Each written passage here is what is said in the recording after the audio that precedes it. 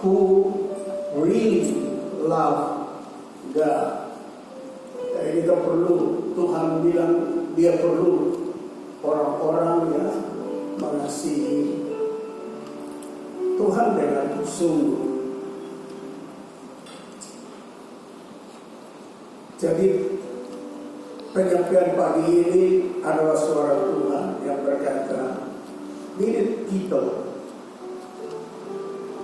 who really love God. Diperlukan orang yang sungguh mengasihi Tuhan. Nah, saya akan mengantar kita kepada apa yang dicatat di dalam Yohanes pasal 21 ayat yang ke-15 sampai dengan seluruhnya. Ada 10 ayat 15 sampai 25, dan setiap saya menyampaikan khotbah saya membacakan. Dan dari topik ini, the people who really love God, pertama, kasih dari orang yang diperlukan oleh Tuhan itu adalah memiliki tanggung jawab. Jadi ketika kita mengatakan bahwa kita mengasihi Tuhan, tidak terlepas apa yang di dalam kasih itu. Bagian pertama adalah tanggung jawab. Nah, saya baca dulu Yohanes 21 ayat 15 mulai. Sesudah serapan, Yesus berkata kepada Simon Petrus, Simon anak Yohanes, apakah engkau mengasihi aku lebih daripada mereka ini? Jawab Petrus kepadanya, benar Tuhan, engkau tahu bahwa aku mengasihi engkau. Kata Yesus kepadanya, gembalakanlah domba-dombaku. Ini yang disebut responsibility, tanggung jawab bagi seorang yang mengasihi Tuhan, yaitu menggembalakan domba-dombanya.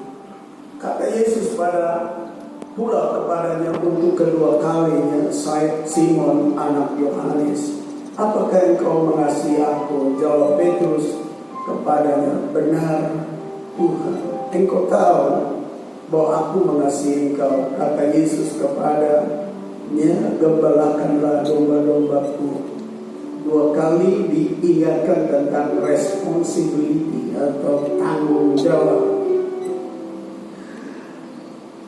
Yang berikut ayat 17, kata Yesus kepadanya untuk ketiga kalinya, Simon anak Yohanes, apakah engkau mengasihi aku? Maka sedihlah hati Petrus, karena Yesus berkata untuk ketiga kalinya, apakah engkau mengasihi aku? Dan ia berkata kepadanya, Tuhan, engkau tahu segala sesuatu, engkau tahu bahwa aku mengasihi engkau. Kata Yesus kepadanya, gembalakanlah domba-dombaku. 3 kali, 3 times. 3 kali Tuhan berkata tentang orang yang mengasihi Tuhan memiliki tanggung jawab. Ini dikatakan kepada Petrus untuk mengingatkan kita semua bahwa setiap orang yang mengasihi Tuhan, orang yang diperlukan Tuhan, adalah orang yang memiliki sungguh-sungguh kasih akan Tuhan, atau the people which really love God, atau orang-orang yang sungguh mengasihi Tuhan. Dan orang yang mengasihi Tuhan itu dia memiliki tanggung jawab. Love must have responsibility. Jadi kalau kita mengatakan kasih kepada Tuhan, mencintai Tuhan, ketika kita didapatkan, kalau tidak ada tanggung jawab penggembalaan, di dalam bahasa Inggris ada 3 pernyataan. Pertama, gembalakanlah domba-dombaku, dengan kalimat feed my lambs. Itu artinya gembalakan anak-anak domba yang masih lemah. Jadi ini kelompok orang yang masih lemah. Kalau kita mengasihi Tuhan, lihat orang yang lemah, domba yang lemah, sahabat yang lemah. Kita menjadi orang yang memberi kekuatan. Itu tanggung jawab, bukan kita membuat dia menjadi hancur atau hilang di tengah jalan. Yang kedua, di dalam bahasa Inggris dia mengatakan, gembalakan domba-dombaku. Dalam bahasa Indonesia diterjemahkan seperti itu, tapi yang sesungguhnya dia bilang, tend my sheep, artinya rawat. Tend itu artinya rawat, tapi dalam bahasa Indonesia pukul rata, gembalakan begitu. Tapi ditekankan rawat. Jadi kita memiliki tanggung jawab kalau mengasihi Tuhan. Lihat orang sakit, tolong rawat dengan paling kurang mendoakannya, paling kurang menyatakan simpati, paling kurang menyatakan rasa sayang kepada dia. Sebab perilaku yang begini adalah bagian daripada merawat. Selain daripada para medis, merawat, memberi obat dan lain-lain, tapi perilaku kita dalam penggembalaan sebagai orang yang sungguh mengasihi Tuhan adalah cara kita menyikapi keadaan orang itu. Merawat, tend my sheep, artinya rawat domba-dombaku. Sedangkan yang ketiga, dia bilang feed my sheep, artinya gembalakan domba-domba yang sudah mengerti, sudah tua. Jadi kita memiliki tiga tanggung jawab. Kepada mereka yang lemah, kita menjadi orang yang menguatkan. Kepada mereka yang sakit, entah secara jasmani atau secara rohani, kita berdiri tampil sebagai perawat yang baik, sehingga ia mendapatkan kekuatan untuk bisa pulih dan hidup kembali. Sedangkan bagi mereka yang sudah dewasa di dalam Tuhan, kita ada di dalam tanggung jawab bagaimana kita jalan bersama-sama, bersekutu bersama-sama, saling menguatkan, supaya kita makin bertumbuh berkembang menuju kepada kedewasaan yang sejati. Jadi ini bagian pertama, kasih harus memiliki tanggung jawab.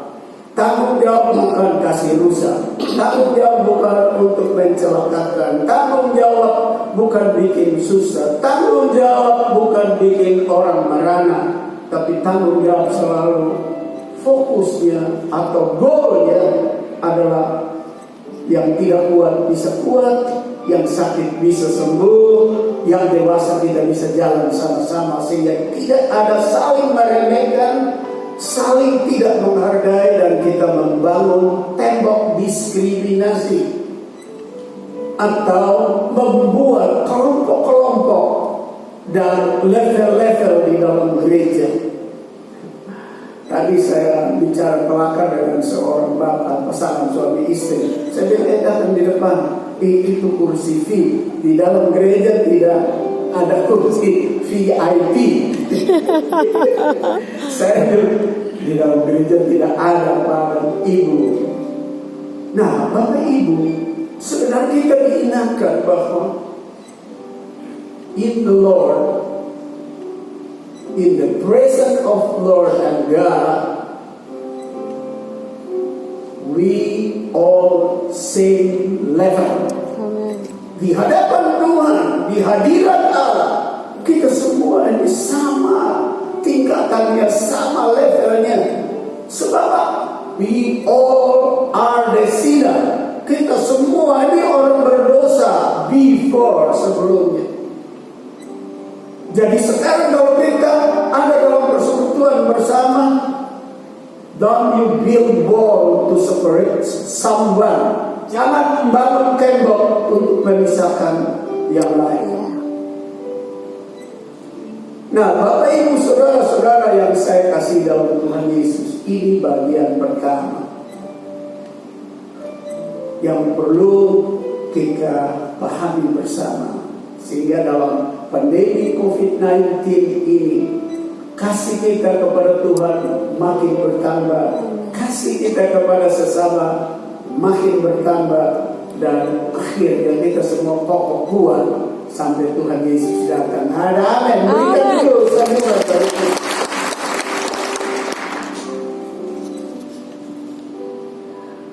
Dari pribadi yang seperti apa?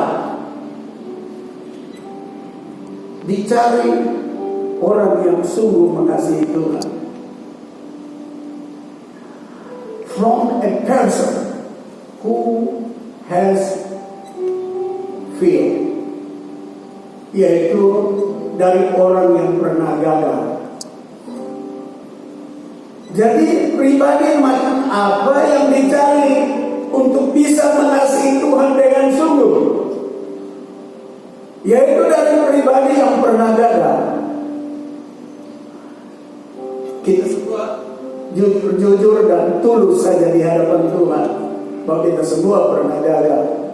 Entah gagalnya di lubang besar atau lubang kecil, atau batu besar kita terangkut atau batu kecil, tapi pernah. Because in Romans chapter 3 verse 23, God says, all men already sin. Semua orang sudah berbuat dosa. Di dalam Roma bab 3:23.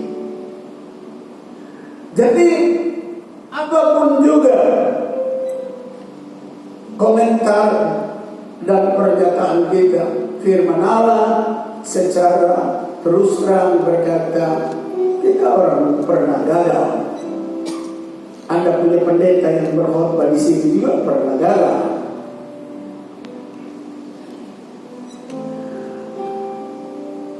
Tapi mari kita melihat orang yang seperti ini yang dicari sekarang supaya they have perfect love, supaya mereka memiliki kasih yang sempurna kepada Tuhan.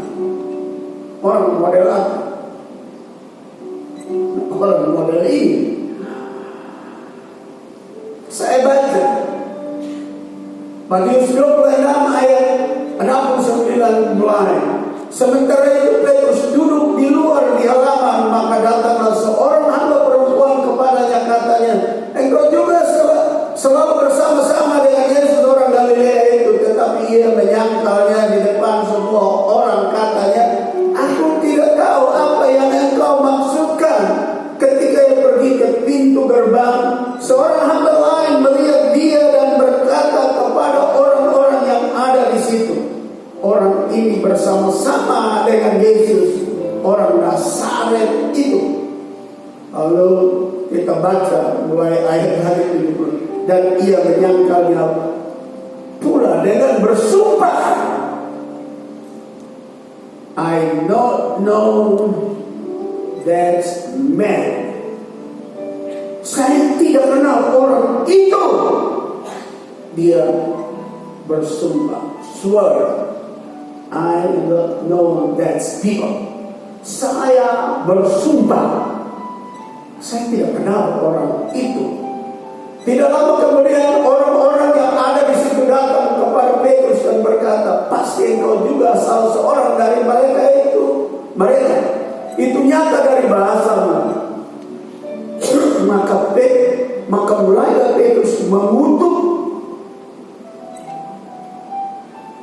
dan bersumpah, curse and swear, mengutuk dan bersumpah dirinya, his soul, diri. I don't know that people. Aku tidak kenal orang itu. Dan pada saat itu berkokoklah ayam. Kalau Anda baca terus, ini orang yang sedang dicari untuk bisa mengasihi Tuhan sungguh-sungguh. Jadi, tak usahlah kita berpikir, tak usahlah kita berkomentar, tak usahlah kita menyatakan berbagai statement bahwa Tuhan cari orang yang lahir sempurna, orang yang lahir kudus, orang yang lahir suci. Tidak ada satupun di antara kita seperti itu. Tapi this morning God opened door to everybody. Tuhan membuka pintu kepada setiap orang. Where we see that is sinner, yang kita katakan orang berdosa. Aku berikan kemuliaan untuk bisa memiliki kasih yang sungguh kepada Tuhan. Luar biasa. Ia mencari orang untuk mengasihi dia dengan sungguh. He looking for someone to love him solely. Jadi dia mencari seseorang yang bisa mengasihi dia dengan sungguh. But his background, he come from that we say sinner. Tapi latar belakangnya dia datang dari apa yang kita katakan orang berdosa. Itu juga bukan berarti bahwa Tuhan mencintai dosa. Tuhan sangat membenci dosa. Hanya dia mengasihi orang berdosa. Berikan sanjungan begitu. Nah, sekarang bagian yang kedua. Kasih harus memiliki nilai pengorbanan. Jadi kalau Anda bilang, saudara dan saya bilang mengasihi Tuhan, lalu tidak ada hati untuk berkorban, what you say about love? That is nothing. Mengasihi Tuhan tanpa pengorbanan. Apa yang kau katakan tentang kasih itu nol besar. Tidak ada artinya apa. Love has a feeling of sacrifice. Jadi kasih itu memiliki nilai yang disebut pengorbanan. Jadi kalau mengasihi tidak berkorban, ya bohong, omong kosong. Ibu-ibu, bapak-bapak yang pernah berpacar dulu, sekarang sudah jadi suami istri, berapa banyak pengorbanan waktu itu? Terlalu banyak. Berani janji jemput, terlambat datang, lu kena cuci maki. Lalu dengar kata putus. Lalu Anda pulang dengan sedikit mengong. Jadi kita mesti punya pengorbanan. Pengorbanannya sesuai dengan regulasi, sesuai dengan aturan, sesuai dengan ketetapan yang diberikan. Ada jam doa, ikhlas berdoa. Ada beberapa ibu kasih tahu, ibu gembala kasih tahu dulu ke makam banyak kelihatan kurus. Dia lupa bahwa saya ada puasa doa tiap hari beberapa banyak jam untuk jemaat, mulai hitung dari Sikumana pun atas sampai di Manulais, sebut satu-satu, omong satu-satu supaya mereka dijaga, dilindungi. Jadi mereka lihat saya kurus, mereka kasih tahu supaya bapak gembala makan banyak, ngomong sedikit. Mereka lupa bapak gembala sedang menangis berdoa buat jemaat berpuasa. Anda tidak berpuasa, saya berpuasa. Saya dan keluarga. Kadang-kadang saya tidak makan siang, karena saya ingat sampai jemaat ada kena virus corona. Jangan sampai mereka susah. Jangan sampai dalam keadaan begini ekonomi tidak maju, income sedikit, mereka jadi tawar dengan Tuhan, mereka tidak suka dengan Tuhan.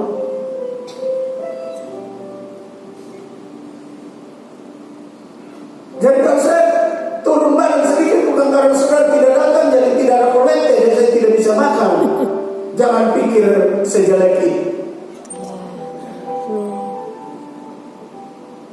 gembala sedang berdoa, bergumul supaya kita semua terlindungi, aman dalam nama Tuhan.